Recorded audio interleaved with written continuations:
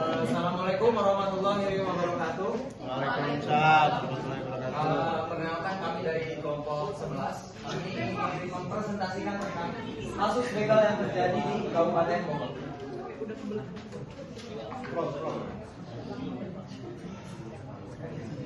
Yang pertama akan dipresentasikan oleh saya. Yang pertama itu adalah latar belakang. Keamanan merupakan salah satu kebutuhan dasar masyarakat yang harus senantiasa dijamin oleh setiap negara yang ada. Namun, praktik ataupun tindak pidana dalam kasus begal ini masih suka terjadi di beberapa wilayah ataupun daerah di Indonesia, terkhususnya di Jalan Raya Tenjo, Kabupaten Bogor. Sehingga efek dari kejahatan ini sendiri tidak hanya berpengaruh kepada kerugian material saja, tetapi juga menimbulkan luka atau cedera fisik, trauma psikologis, serta dapat menghabisi atau mengancam keselamatan jiwa si korban tersebut. Di sisi lain, kondisi jalan yang sepi, kurangnya penerangan, serta kurangnya minimnya pengawasan menjadi salah satu faktor pendukung meningkatnya aksi atau praktik kecil-kecilan. Sehingga oleh karena itu perlu sekali untuk penegakan hukum yang tegas dan juga kerjasama antar aparat penegak hukum, pemerintah, serta beberapa masyarakat yang ada untuk menanggulangi perbuatan begal ini. Yang kedua ada rumusan masalahnya. Yang pertama, bagaimana kronologi dan modus operasi tindak pidana begal yang terjadi di Jalan Raya Tenjo, Kabupaten Bogor. Yang kedua, apa saja faktor-faktor yang menyebabkan terjadinya tindak pidana begal di Jalan Raya Tenjo, Kabupaten Bogor. Yang ketiga, bagaimana penerapan hukum pidana terhadap pelaku begal berdasarkan ketentuan peraturan perundang-undangan yang berlaku di Indonesia. Yang ketiga itu ada tujuan penelitiannya. Yang pertama, mengetahui dan menganalisis kronologis serta modus operasi tindak pidana begal yang terjadi di Jalan Raya Tenjo, Kabupaten Bogor. Yang kedua, menganalisis faktor-faktor yang menyebabkan terjadinya tindak pidana begal di Jalan Raya Tenjo, Kabupaten Bogor. Yang ketiga, menganalisis penerapan hukum pidana terhadap pelaku begal berdasarkan ketentuan peraturan perundang-undangan yang berlaku di Indonesia. Yang selanjutnya saya oleh rekan saya. Oke, dalam metode penelitian ini kita menerapkan metode penelitian normatif. Di mana dalam metode normatif ini adalah berfokus pada kajian-kajian yang membahas mengenai norma-norma hukum yang berlaku melalui adanya analisis mengenai peraturan perundang-undangan, literatur hukum, putusan pengadilan, dan juga bahan-bahan yang berhubungan dengan dunia hukum lainnya. Serta metode penelitian ini juga memiliki fungsi penting, di mana fungsi pentingnya ini merupakan untuk menemukan, memahami, dan juga menganalisis ketentuan-ketentuan hukum yang bersangkut pautan dengan masalah praktik begal ini, sehingga dapat menemukan solusi yang ideal dan juga konkret berdasarkan prinsip hukum yang berlaku di Indonesia ini. Juga terdapat hasil penelitian, yaitu dalam hasil penelitian ini menunjukkan bahwa Jalan Raya Tenjo merupakan salah satu jalur penghubung dengan aktivitas masyarakat yang cukup tinggi. Namun masih terdapat beberapa titik yang minim penerangan, jauh dari pemukiman, dan juga yang paling terpenting adalah belum dilengkapi CCTV sehingga kurang kondusif dan aman. Kondisi tersebut menjadikan wilayah ini rawan terjadinya tindak pidana begal, sehingga memerlukan perhatian dari pemerintah daerah dan juga aparat kepolisian. Nah, dalam kronologi kasus ini, kasus begal yang menjadi salah satu penting dalam terjadi pada 28 Mei 2026 di Desa Singabangsa, yang Kecamatan Tenjo, Kabupaten Bogor. Korban yang merupakan seorang pelajar berusia 18 tahun, sehabis dirinya bermain futsal dengan temannya dihadang oleh dua orang pelaku saat sedang mengendarai sepeda motor. Pelaku menggunakan kekerasan dan ancaman untuk merampas kendaraan korban. Saat korban mempertahankan motornya, korban terjatuh hingga mengalami luka lecet atau luka berat pada bagian kaki. Salah satu pada Jumat 29 Mei 2026, pelaku tersebut berhasil ditangkap dan diamankan oleh warga dan diserahkan kepada pihak kepolisian. Sedangkan pelaku lainnya berhasil melarikan diri dengan membawa sepeda motor si korban. Namun kerugian yang dialami korban saat itu diperkirakan mencapai sekitar 23 juta rupiah. Selanjutnya akan dijelaskan oleh Bosan.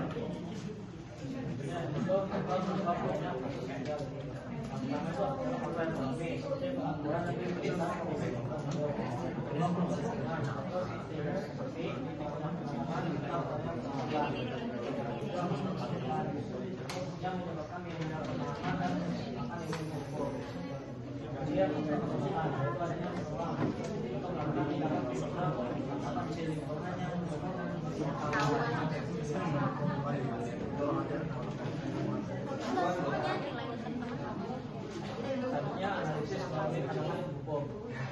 pembebaran yang sudah dilakukan untuk komunikasi dilakukan tindakan yang dimana kasus ini diatur pasal dengan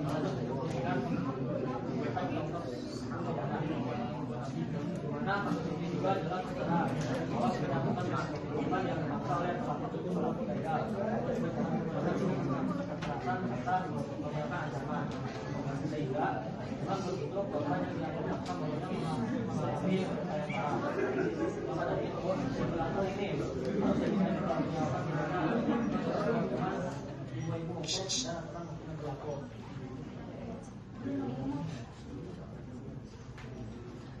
Hanya peran penegak hukum dalam hal ini. Karena itu dari menerima laporan korban mengamankan salah satu pelaku kesalahan politik yang ketiga melakukan pengaturan pekerjaan perkara PKP korban mengenai informasi melakukan penyidikan calon pelaku dan hadir memburu pelaku lain yang masih melarikan diri.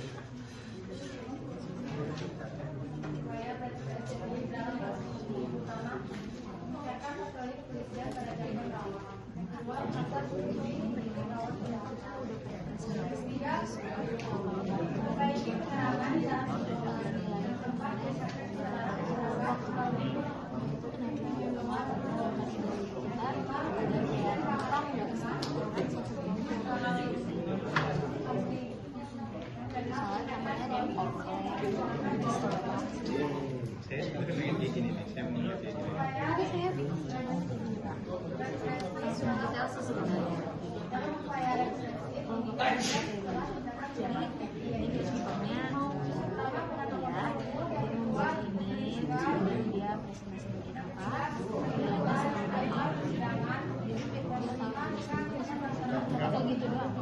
Sebenarnya suka butuh yang kayak gini.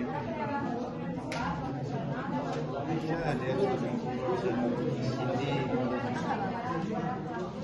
sorry, ini saya kasih catatan mereka tadi.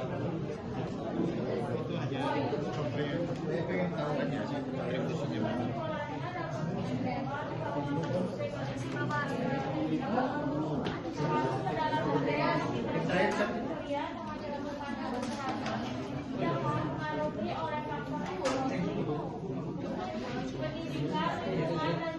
Ini kan sebelah, satu lagi. Si pelaku ini bisa diproses dengan fungsi pidana yaitu dalam ketentuan baru yang akan dikatakan pada dalam menanggulangi terjadinya kasus begal ini harus dilakukan bersama dengan aparat penegak hukum, pemerintah daerah serta masyarakat yang ada melalui penegakan dan institusi hukum yang baik yang membantu.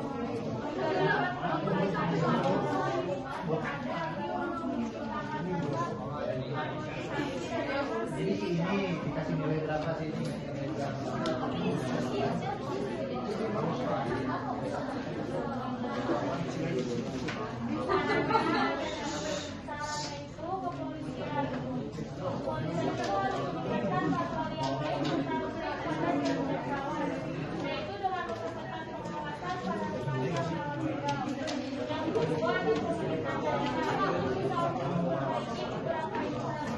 Kalau bagian satu aja, tapi kalau kalian rasa perlu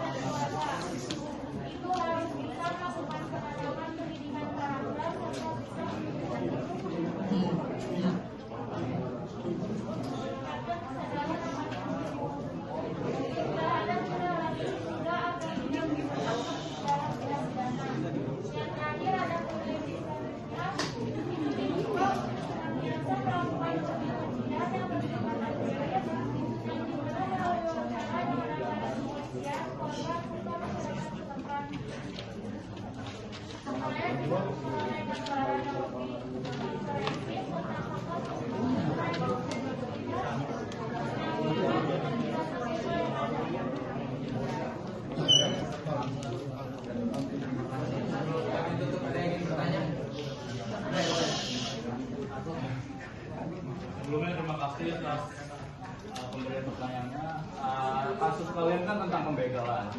Menurut kalian pernyataan atau Yuspigai tentang melarang penembakan begal dan tidak boleh diadili di tempat oleh aparat kepolisian, sedangkan di Perpol nomor 1 tahun 2022 memperbolehkan aparat kepolisian untuk menembak di tempat. Menurut kalian, bagaimana pendapat kalian tentang hal tersebut? Apakah kalian pro atau kontra? Atau kalian pro terhadap kepolisian atau pro terhadap Natalius Pigai? Kami kan berbeda.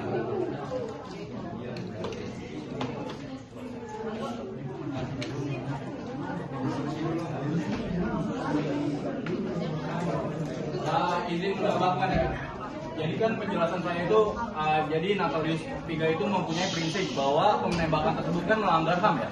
Tetapi kepolisian juga mempunyai prinsip bahwa penembakan begal tersebut untuk menjadi efek jerah untuk begal tersebut.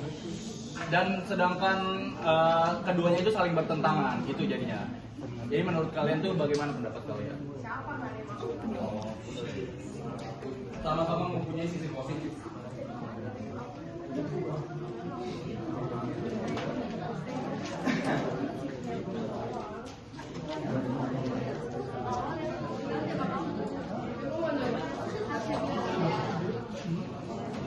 Jadi menjawab Bapak ya. Jadi menurut kelompok kami itu lebih pro kepada kepolisian. Kenapa? Karena yang namanya HAM ini kan setiap orang pasti punya lah hak asasi manusia masing-masing ya. Tapi kalau misalkan orang si A contohnya ngancam si B ngebegal ya, udah membayangkan HAM lain gitu kan, HAM orang lain gitu kan ya. Saya lebih memilih pro kepada kepolisian untuk menembak orang si A-nya tersebut. Karena dia membahayakan HAM orang lain. Jadi saya lebih pro dan kelompok saya ini lebih pro kepada kepolisian untuk berani menembak para begal. Tapi kan ada undang-undang yang menegaskan nomor 9 tahun 99 tentang HAM pasal 9 menjamin hak hidup setiap orang dan kesejahteraan setiap orang. Jadi kan emang begal tersebut bukan orang. Emang boleh kepolisian menembak seseorang yang notabene seseorang tersebut dijamin haknya oleh pemerintah daerah gitu. Kelas duta.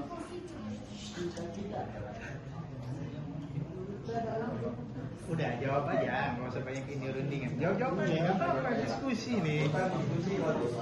Iya latihan kan, nggak apa-apa. Saya mau closing statement dong ini. Tapi belum.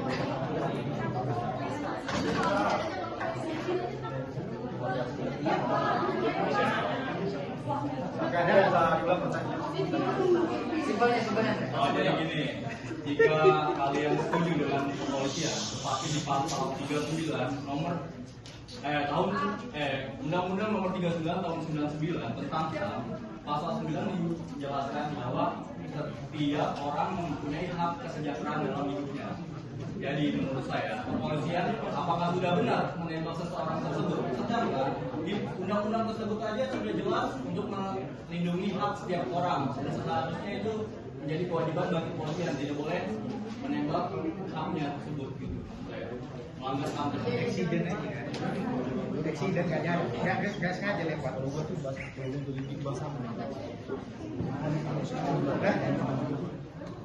Bisa nggak? Bisa nggak? Nggak bisa. Mungkin dibahas nanti ya. Pertanyaannya ya, mungkin dibahas nanti. Closing statement. Iya nanti. Terima